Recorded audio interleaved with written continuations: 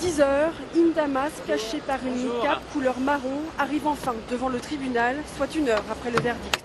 La jeune femme vient d'être condamnée à une amende de 120 € pour port du voile intégral, une première en France. On ne peut pas accepter que des femmes soient condamnées au motif qu'elles vivent leurs convictions religieuses librement. Le 5 mai, Indamas avait été verbalisée avec l'une de ses amies alors qu'elle se rendait à la mairie pour fêter l'anniversaire de Jean-François Copé, député maire de Meaux, à l'origine de la loi anti-niqab. Une opération de communication en forme de provocation organisée par Rachid Nekaz.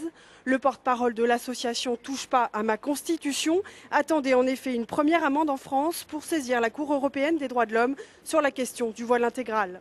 Nous voulons que son action politique soit sanctionnée demain par la Cour de cassation et après-demain par la Cour européenne des droits de l'homme pour qu'ils se rendent compte que dans une démocratie, quand on n'a pas le pouvoir, on ne fait pas ce que l'on veut et on doit d'abord et avant tout respecter les principes fondamentaux des libertés.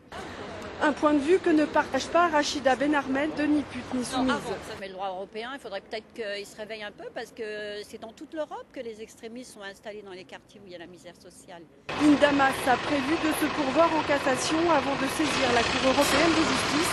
À ce jour, ce sont 136 femmes qui ont été interpellées en France. Ultime pied de nez à l'État, l'une d'entre elles a profité de cette condamnation pour se déclarer candidate à l'élection présidentielle de 2012 ce matin.